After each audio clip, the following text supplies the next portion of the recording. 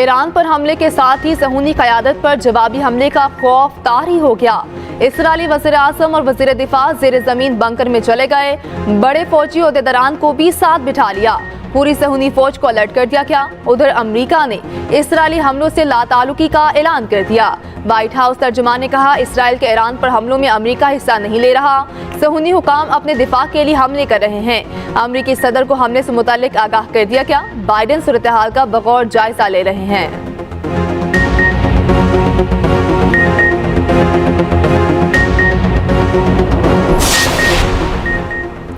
नामजद chief justice Yahya Afridi आज ओहदे का हल्फ उठाएंगे। तकरीब हल्फबरदारी ऐवान सदर में सजेगी।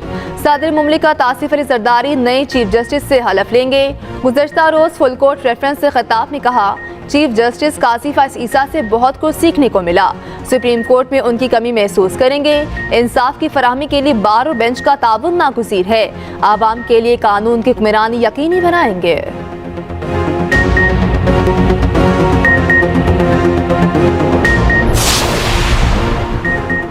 हो सकता है बेपनाह फैसले गलत किए हों, जिससे एक फरीक को फायदा हुआ और दूसरे को नहीं। सर सिर्फ अल्लाह ही जानता है। जजेस सिर्फ शवाहिद की बुनियाद पर फैसले करते हैं। रिटायर्ड चीफ जस्टिस काजी फैज़ ईसा का अपने एजाज में फुल कोर्ट रेफरेंस से खिताब, कहा, chief justice Balochistan high court बनने के बाद जिंदगी बदल गई। इंसाफ की फराहमी यकीनी बनाने में वकला का अहम किरदार है।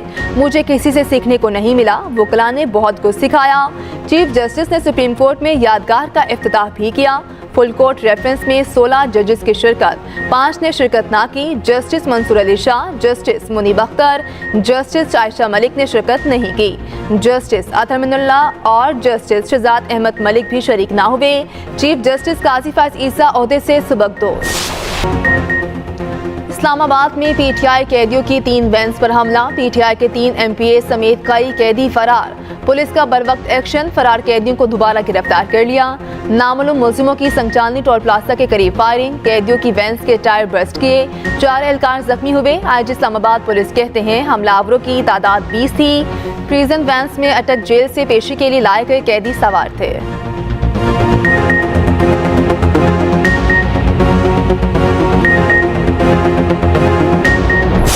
तरीके से आपने ड्रामा शुरू किया हुआ है और आए दिन आप ये ड्रामे मज़ीद करते जा रहे हैं। ये आपको बंद करने पड़ेंगे। मैं आपको तंबीह कर रहा हूँ और बार बार तंबीह कर रहा हूँ इस बात की। ये जो तरनोल का SHO है, इसने अपने हाथ से शीशे तोड़े और एक ड्रामा रचा कर कि जिसने हमला कर दिया है और फिर ताले खोल के उन सबको 3 प्रिजनर वैन से नीचे उतार के खड़ा कर दिया और एक ड्रामा रचाया हुआ है कि जी वो फरार हो रहे हैं। कैदियों की वैन पर हमला वफाकी हुकूमत का ड्रामा है। वज़ीर आला KP अली अमीन गंडापुर कहते हैं SHO तरनौल ने खुद शीशे तोड़कर हमले का ड्रामा किया। वफाकी हुकूमत के ड्रामे आए रोज बढ़ते जा रहे हैं। तंबीह कर रहा हूँ, ये ड्रामे बंद करना पड़ेंगे। अगर आप खुद को कानून से बालातर हैं समझते हैं तो ऐसा नहीं है। हमारे MPA, कारकुन, पुलिस और सरकारी एहलकारों को आज जमानत मिली। वफाकी हुकूमत ने ड्रामा करके दोबारा गिरफ्तार कर लिया।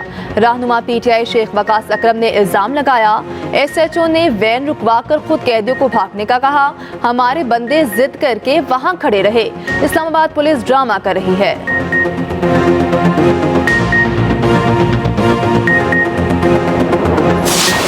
जो पुलिस वैन्स पर हमला किया गया है, ये एक सोचे समझे मंसूबे के तहत हमला किया गया है और इसकी बाकायदा प्लानिंग की गई थी। ये 4 गाड़ियों में सवार मुसल्लह कारकुनान ने उन पर हमला किया और 82 मुल्जिमान को बाकायदा फरार करवाने की कोशिश की, जिसके नतीजे में 19 लोग जो फरार हुए थे सबको दोबारा हिरासत में ले लिया गया है। 82 के 82 मुल्जिमान वापस पुलिस की तहवील में हैं। इस हमले के नतीजे में जो गिरफ्तारियां अमल में आई हैं, 2 गाड़ियां, 4 अफराद और 2 वेपन्स वो कब्जे में लिए गए हैं। ये असले से लेस आए थे। इन्होंने पुलिस पर फायरिंग भी की। ये इनका मंसूबा नाकाम रहा है।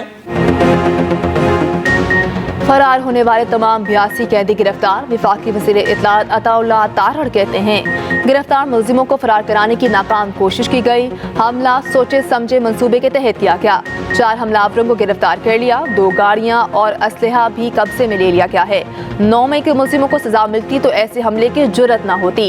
रियासत की रिट हर सूरत कायम की जाएगी।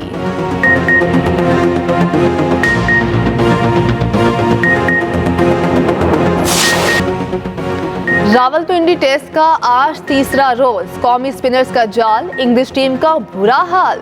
दूसरी इनिंग्स में भी इंग्लैंड की बैटिंग लाइन लड़खड़ा गई। 24 रन पर 3 विकेटें गंवा दी। इंग्लैंड को पाकिस्तान की बर्तरी खत्म करने के लिए मजीद 53 रन दरकार। नायब कप्तान साउथ शकील की जिम्मेदाराना बैटिंग, मैच पर गिरफ्त मजबूत करने में भरपूर किरदार अदा किया।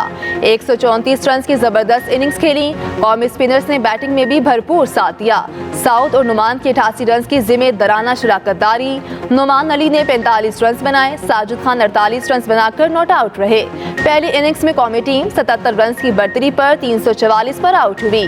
कप्तान शान मसूद 26, रिजवान 25 रन बना सके। साइम अयूब 19, अब्दुल्ला शफीक 14, कामरान गुलाम 3 रन पर आउट हुए। रेहान ने 4, सलमान अली आगा ने सिर्फ 1 रन बनाया।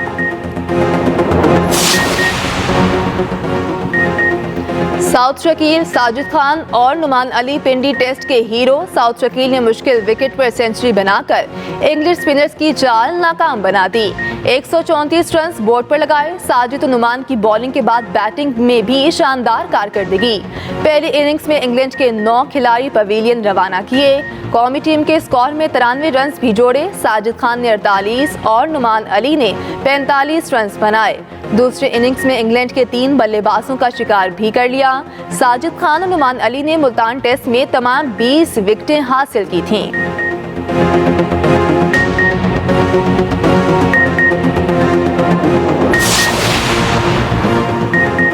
27वीं यानी तरमीम का सवाल ही पैदा नहीं होता। ये आसान काम नहीं। ऐसा हुआ तो रास्ता रोकेंगे। सरबराह JUI मौलाना फजलुर रहमान की चनियोट में मीडिया से गुफ्तगू। कहा, अदालतों से मर्जी के फैसलों पर शदीद रद्द-ए-अमल देंगे। मुस्तकबिल में अदालतें इधर उधर नहीं होंगी। अदलिया पर उठने वाले सवालात का भी रास्ता बंद होगा। अल्लाह कौम को इंसाफ दिलाने में नए चीफ जस्टिस की मदद करे।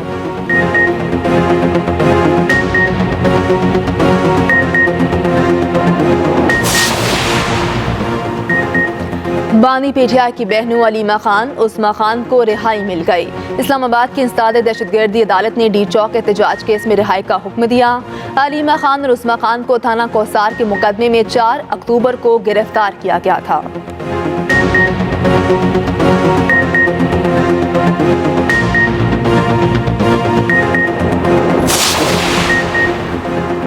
कहा था, बानी पीटीआई की बहनों की रिहाई के लिए कोशिश करूंगा। सेनेटर फैसल बावटा का सोशल मीडिया प्लेटफॉर्म एक्स पर पैगाम। कहा, अब अल्हम्दुलिल्लाह उनकी जमानत हो चुकी है। बकाऊ और भगोड़ी पीटीआई क़यादत अपने लीडर की बहनों को जेल में पूछने तक नहीं गए।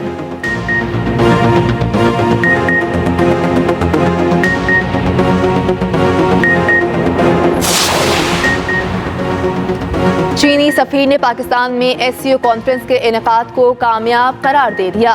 चीनी सफीर जियांग जी डोंग ने कहा कि चीनी वज़ीर-ए-आज़म के दौरे में मुतअद्दिद अहम MOUs पर दस्तखत हुए।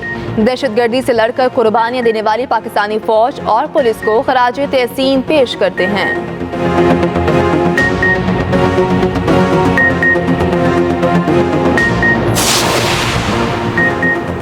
कराची के शहरियों को महंगी बिजली का झटका। के इलेक्ट्रिक सार्फिन के लिए बिजली 3 रुपये 3 पैसे फी यूनिट महंगी। नोटिफिकेशन जारी।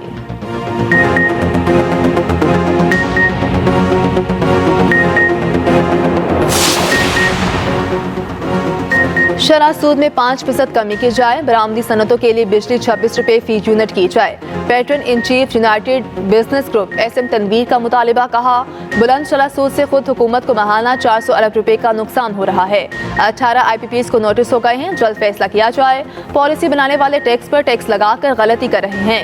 नॉन फाइलर्स के गले पकड़े जाएं, मगर टैक्स देने वालों के खिलाफ मुकदमे बनाना काबिल कबूल नहीं।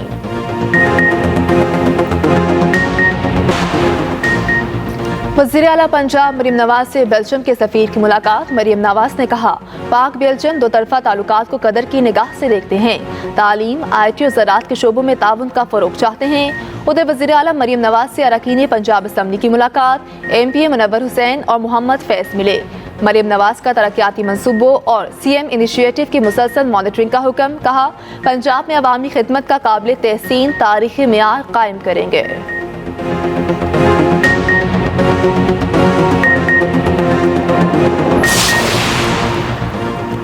पाकिस्तान स्पोर्ट्स बोर्ड ने मेंबरान की तादाद में इजाफा कर दिया।